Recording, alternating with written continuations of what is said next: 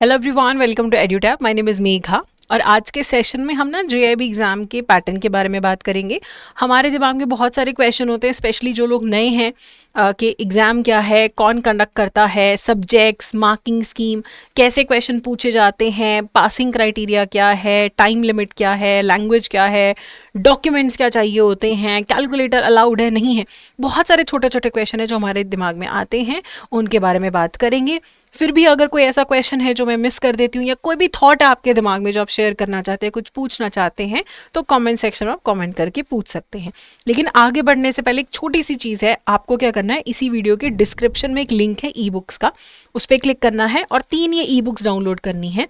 सबसे पहली होगी जिसमें आपको मोस्ट इंपॉर्टेंट टॉपिक्स मिलेंगे सारे सब्जेक्ट्स के, ताकि जो इंपॉर्टेंट है उस पर आप स्पेशल फोकस करो। फिर आपको मिलेंगे PYQs 23 मई से लेके अब तक के, ताकि आपको पता लगे कि पेपर में कैसे क्वेश्चन पूछे जाते हैं और बहुत बार क्वेश्चन रिपीट भी होते हैं। फिर आपको मिलेंगे मोस्ट इंपॉर्टेंट MCQs की आपको लिस्ट मिलेगी, ये MCQs भी ज़रूर पढ़ने हैं। इन तीनों डॉक्यूमेंट से आपका जो ओरिएंटेशन है वो एग्जाम के अकॉर्डिंगली हो जाएगा। ठीक है, तो फ्री ऑफ कॉस्ट आपको वो डाउनलोड करना है। अब बात करते हैं JIB एग्जाम। JIB यानी कि junior associate of the Indian institute of bankers. तो ये जो एग्जाम होता है जैब का, इसे IIBF यानी कि Indian institute of banking and finance conduct करता है। जो भी लोग इंडियन बैंकिंग या फाइनेंस सेक्टर में काम करते हैं या इंटरेस्टेड हैं काम करने में, वो JIB या DBF एग्जाम पे फोकस कर सकते हैं। अब अगर आप ऐसे संस्था में काम करते हैं जो IIBF की मेंबर है, तो आप भी IIBF की मेंबरशिप लेंगे और आप JIB एग्जाम दे सकते हो। अगर आप बैंकिंग में इंटरेस्टेड हो, उस एरिया में इंटरेस्टेड हो, लेकिन अभी आपके पास IIBF मेंबरशिप नहीं है, इवन अगर आप कॉलेज में भी हो, तो आप दे सकते हैं diploma in banking and finance. Paper same होता है, लेकिन जो बैंकर्स हैं, IIBF के मेंबर हैं, उनको मिलता है JIB सर्टिफिकेट, और अगर आप नॉन मेंबर हैं आपको मिलता है diploma in banking and finance. तो जो JIB एग्जाम है ये आपकी फाउंडेशनल नॉलेज जो है बैंकिंग की, उसे स्ट्रेंथन करता है, आपके प्रोफेशनल एरिया में हेल्प करता है, आपको इंक्रीमेंट मिलते हैं, करियर एडवांसमेंट मिलता है, प्रमोशन में हेल्प मिलती है। ठीक है, तो अगर आप ग्रोथ सीख करते हैं या आप बैंकिंग फाइनेंस में इंटरेस्टेड हैं, तो this exam is for you, JAIIB और DPF। अब अगर हम सब्जेक्ट्स की बात करें, तो जैसे ये सब्जेक्ट्स लिस्टेड है ना, ऐसे ही आपका पेपर होता है।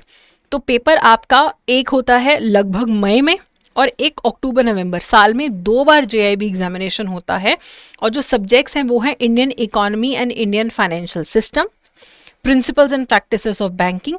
ये ऐसा सब्जेक्ट है जो थोड़ा आपकी प्रैक्टिकल नॉलेज को जज करेगा एज अ बैंकर, आपकी जो प्रैक्टिकल नॉलेज है। फिर है accounting and financial management for bankers. अब देखो, अकाउंट्स उनके बहुत लोग डर जाते हैं, अच्छे से प्रिपेयर नहीं करते या पेपर ही नहीं देते हैं, बट ये जो पेपर है ये इतना मुश्किल नहीं आता है। अगर आपकी बेसिक अंडरस्टैंडिंग डेवलप हो जाती है तो भी आप AFM ये जो सब्जेक्ट है आप कर सकते हो। रिटेल बैंकिंग अगेन कहीं ना कहीं आपकी जो प्रैक्टिकल बैंकिंग नॉलेज है उसको टेस्ट करता है, ये हमेशा आखिरी में पेपर होता है। ओके, अब अगर हम मार्किंग स्कीम की बात करें तो चारों पेपर 100 नंबर के होते हैं, 100 मार्क्स के होते हैं। 50 क्वेश्चन आपको 100 में से 50 क्वेश्चन आपको 0.5 मार्क्स के पूछे जाते हैं, 25 क्वेश्चन 1 मार्क के पूछे जाते हैं और 25 क्वेश्चन 2 मार्क्स के पूछे जाते हैं। ऐसे बन जाते हैं 100 नंबर। ये जो स्कीम है ये चारों पेपर्स में फॉलो की जाती है। ठीक है, तो अब हम टाइप ऑफ क्वेश्चंस की बात करें तो देखो, एक लाइन के क्वेश्चंस भी होते हैं जिसमें आपकी फैक्चुअल क्लैरिटी ज़्यादातर चेक की जाती है। सिंगल लाइन कि which are the following is the first stage of money laundering, तो आपको ऑप्शंस दिए होंगे, एक चूज करना है आपको। फिर आपको मल्टी स्टेटमेंट क्वेश्चंस दिए जाते हैं और पेपर को कई बार डिफिकल्ट बनाने के लिए बहुत सारे स्टेटमेंट्स ऐड कर देते हैं, 1 2 3 4 5 6 7, उसमें से बताना है कौन सी सही है कौन सी गलत है। आपके कॉन्सेप्ट्स कितने क्लियर हैं ये मल्टी स्टेटमेंट क्वेश्चंस के थ्रू चेक किया जाता है। फिर सब्जेक्ट्स में न्यूमेरिकल भी हैं, AFM में काफ़ी न्यूमेरिकल आते हैं, PPB में मैक्सिमम 7-8 न्यूमेरिकल आ जाते हैं। ठीक है, RBWM में भी काफ़ी आपको न्यूमेरिकल देखने को मिले, मई 26 में 7-8 न्यूमेरिकल यहाँ पे भी देखने को मिले। IFS में 1-2 न्यूमेरिकल आते हैं जो आप स्किप कर सकते हो।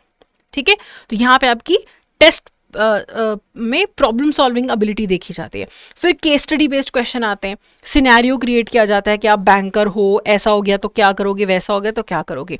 आप अप्लाई कर रहे हो अपनी नॉलेज को या नहीं, या कर पाओगे, वो यहाँ पे चेक किया जाता है। तो सारे सब्जेक्ट्स में इस टाइप के क्वेश्चन आपको पूछे जाते हैं। हाँ, किसी में केस स्टडी ज़्यादा है, किसी में कम है, किसी में मल्टी स्टेटमेंट ज़्यादा पूछ ले जाते हैं, वो वेरी करता रहता है।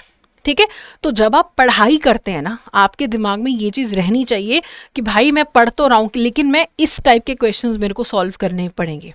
ठीक है, तो आपको ये भी ध्यान रखना है कि 2 घंटे में आपको 100 क्वेश्चन करने हैं। आपके पास स्पीड और एक्यूरेसी दोनों होनी चाहिए, थ्योरी न्यूमेरिकल सब कुछ आपका कवर्ड होना चाहिए।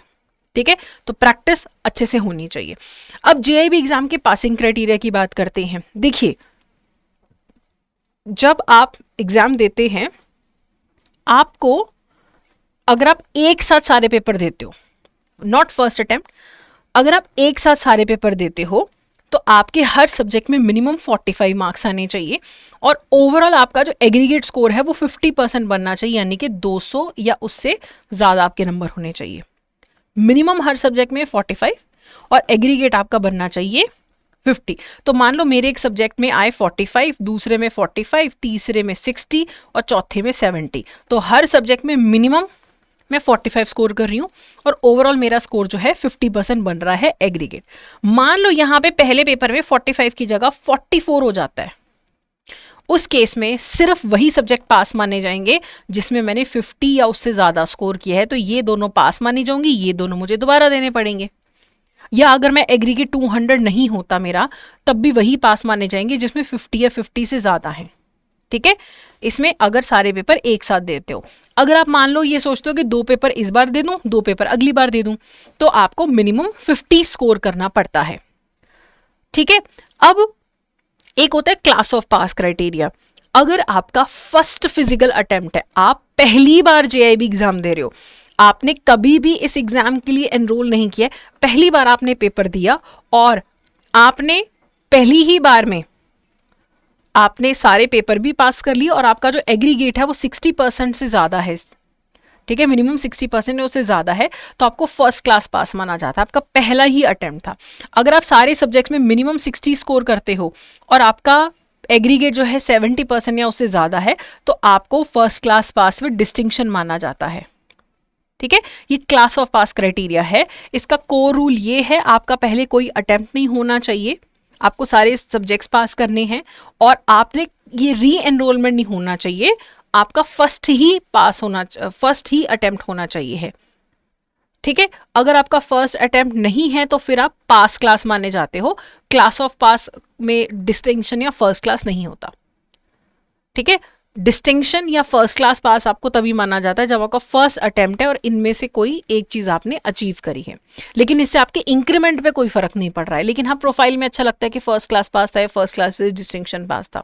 ठीक है, अब हम अटेम्प्ट्स की अगर बात करें ना, देखो आप एक बार जेआईबी एग्जाम के लिए एनरोल करते हो, ठीक है, तो अब वो एनरोलमेंट में आपके पास अगले 3 साल है।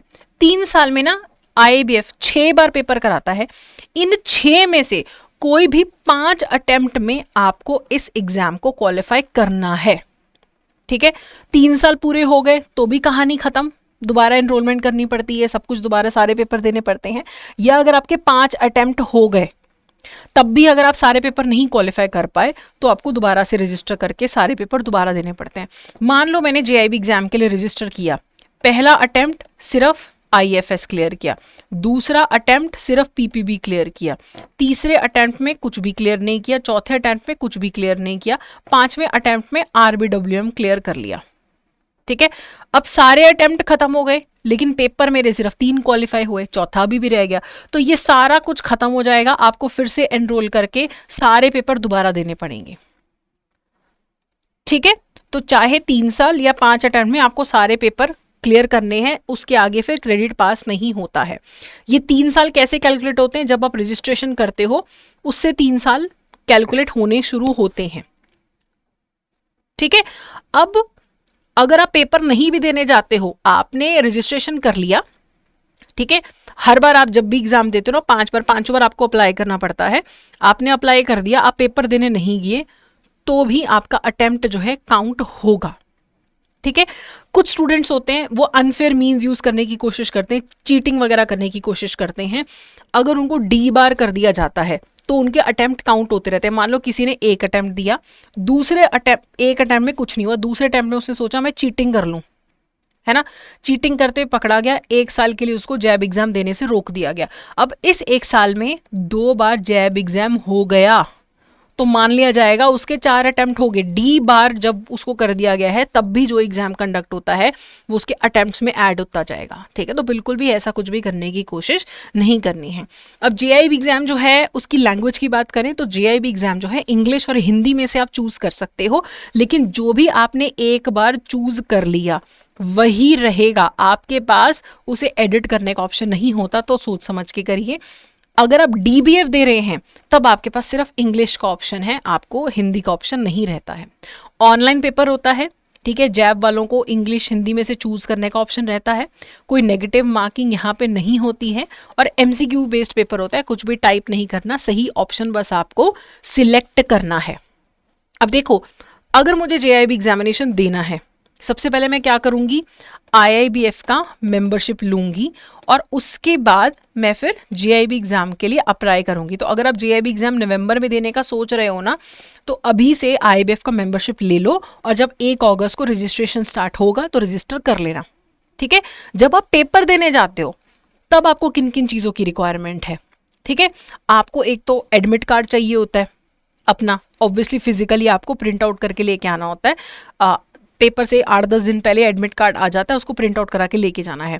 साथ में आपके पास एक वैलिड आईडी प्रूफ भी होना चाहिए, जिसमें आप या तो एम्प्लॉयर, आप जिस बैंक में काम करते हो वहाँ का आईडी प्रूफ, या आधार कार्ड या पासपोर्ट या पैन कार्ड या वोटर कार्ड, ड्राइविंग लाइसेंस या आईबीएफ का मेंबरशिप कार्ड जो है वो आप लेके जा सकते हो, ठीक है।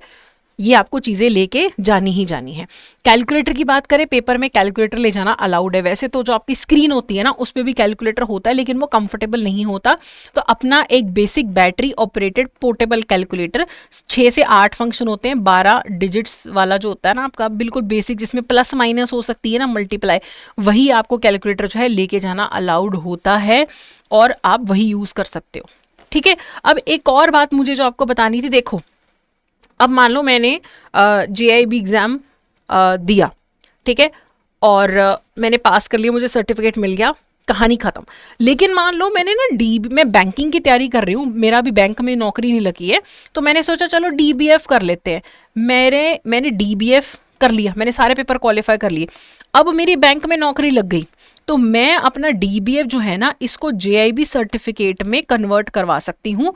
बीच बीच में जो आईबीएफ है वो ये विंडो ओपन करता है जिससे आप अपना डीबीएफ का सर्टिफिकेट जैब सर्टिफिकेट में कन्वर्ट करवा सकते हो। मैंने डीबीएफ क्वालिफाई किया, मेरी बैंक में एसबीआई में नौकरी लग गई, मैंने आईबीएफ का मेंबरशिप लिया और अपने सारे डॉक्यूमेंट जमा करा के डीबीएफ को जेआईबी में कन्वर्ट कर लिया, ये पॉसिबल है। दूसरी चीज़ क्या हो सकती है, मैंने डीबीएफ दिया, मेरा पेपर 1 और पेपर 2 क्वालिफाई हो गया, 2 ही क्वालिफाई हुए, और साथ के साथ मेरी बैंक में नौकरी लग गई, और बैंक में नौकरी लगते मैंने आईबीएफ की मेंबरशिप ले लिया। अब जब जैब का पेपर आएगा उससे पहले ही मैं अपना ये जो 2 पेपर का क्रेडिट है ये जैब में कन्वर्ट करवा लूंगी, ठीक है, बैंक की नौकरी लगने के बाद, और मुझे बाकी के 2 ही पेपर देने पड़ेंगे, सारे पेपर नहीं देने पड़ेंगे। तो क्रेडिट ट्रांसफर का भी ऑप्शन यहाँ पे रहता है। ओके, तो आई थिंक काफ़ी चीज़ें हमने यहाँ पे कवर कर ली हैं। फिर भी कोई अगर आपको डाउट रहता है, एक चीज़ और जो मैंने देखी है जो बहुत बड़ा ब्लंडर होता है, मैंने जेआईबी एग्ज़ाम के लिए मैंने पहली बार मैंने रजिस्ट्रेशन किया, मैंने 4,000 प्लस जीएसटी वगैरह मेरे को देके फीस भरनी पड़ती है, मेरे 2 पेपर क्लियर हो गए, 2 रह गए। अगली बार ऑटोमेटिकली नहीं हो जाएगा, अगली बारी भी मेरे को एटलीस्ट एप्लीकेशन तो फिल करनी पड़ेगी ना, पुराने ही क्रेडेंशियल्स लेके मेरे को 1300 प्लस जीएसटी देना पड़ेगा और फिर मैं पेपर दे पाऊंगी। कई बार लोग एग्जाम से पहले आके पूछते हैं कि मैम दोबारा फॉर्म भरना था, जितनी बारी पेपर देना है उतनी बारी फॉर्म आपको फिल करना पड़ेगा। रजिस्टर आप एक बार करते हो जो 3 साल के लिए वैलिड होता है, लेकिन जितनी बारी भी आपको पेपर देना है आपको एप्लीकेशन फिल करनी पड़ती है, 1300 प्लस जीएसटी आपको देना पड़ता है। फर्स्ट टाइम फीस ज़्यादा होती है, उसके बाद जो बाकी के 4 अटेम्प्ट है उसमें 1300 प्लस जीएसटी आपको देना पड़ता है, ठीक है। तो अभी आपको सारी चीज़ें पता लग गई है, एग्जाम का लेवल बढ़ता जा रहा है, तो अच्छे से एग्जाम की तैयारी अभी से आप करना स्टार्ट करिए। हमारी एक सीरीज स्टार्ट हुई है, टारगेट 50 सीरीज सारे सब्जेक्ट्स के लिए, जिसमें 50 लेक्चर्स में आपको छोटे छोटे इंपॉर्टेंट टॉपिक्स जो हैं 15-15, 20-20 मिनट में कवर करवाए जाएंगे, ठीक है। बाकी अगर डिटेल में बिना रिस्क के अच्छी प्रिपरेशन करना चाहते हो तो edutap.in पे जाओ, कोर्सेज में जाओ, GIB कोर्सेज में जाओ। देखो अगर तो पहले से तैयारी हो रखी है, सिर्फ प्रैक्टिस करनी है, थोड़ा थोड़ा गैप है, तो test series is a good option, जिसमें आपको प्रीवियस ईयर क्वेश्चन मिलेंगे, आपको फुल लेंथ मॉक टेस्ट मिलेंगे, आपको चैप्टर वाइज मॉक टेस्ट भी मिलेंगे। ठीक है। और जब आप हमारी वेबसाइट ओपन करते हो ना, ऐसे ट्रायल का ऑप्शन भी आता है जिसमें आपको 24 घंटे के लिए हमारे मास्टर कोर्स का एक्सेस मिलता है, जिससे आप देख सकते हो सिर्फ ₹1 में ट्रायल लेके कि हमारे कोर्सेज में क्या क्या अवेलेबल है। ठीक है। तो हमारे मास्टर कोर्स में आपको रिकॉर्डेड क्लासेस मिलती हैं 15 से 20 मिनट की, क्योंकि लंबे लंबे लेक्चर्स पढ़ने का आपके पास टाइम नहीं, तो छोटे छोटे पार्ट्स में हमने डिवाइड किया हुआ है सिलेबस को। फिर आपको लाइव क्लासेस का भी एक्सेस मिलता है, नोट्स भी मिलते हैं, मॉक टेस्ट भी मिलते हैं। उससे क्या अलग से टेस्ट सीरीज लेने की ज़रूरत नहीं है। सारे सब्जेक्ट्स में दिक्कत नहीं है, इंडिविजुअल सब्जेक्ट में दिक्कत है तो इंडिविजुअल सब्जेक्ट के मास्टर कोर्स भी यहाँ पे अवेलेबल हैं, ट्रायल कोर्स भी अवेलेबल है। तो अपनी रिक्वायरमेंट के हिसाब से आप एनरोल कर सकते हैं। लेकिन ये ना सोचिएगा कि मैम अभी से बोल रही हैं पढ़ लो, अभी तो बहुत टाइम है। लगता है बहुत टाइम है, लेकिन बाद में जैसे जैसे समय घटता रहता है, फिर त्योहार आने शुरू हो जाएंगे, पढ़ाई नहीं होती है। जल्दी से जल्दी आप इस एग्जाम के लिए प्रिपेयर कर सकते हैं। खुद से करिए, कोर्स लेके करिए, यूट्यूब के थ्रू करिए, बस जल्दी प्रिपरेशन स्टार्ट करिए। बाकी कोई भी डाउट है तो हमें मेल कर देना hello@edutap.co.in पे, या फिर ये नंबर है 8146207241 पे भी आप कॉल कर सकते हो, और edutap.in पे जाके आप हमारे कोर्सेज में भी एनरोल कर सकते हैं। So that's it for today. Thank you so much, have a great day. कोई डाउट है तो कमेंट सेक्शन में ज़रूर पूछिएगा।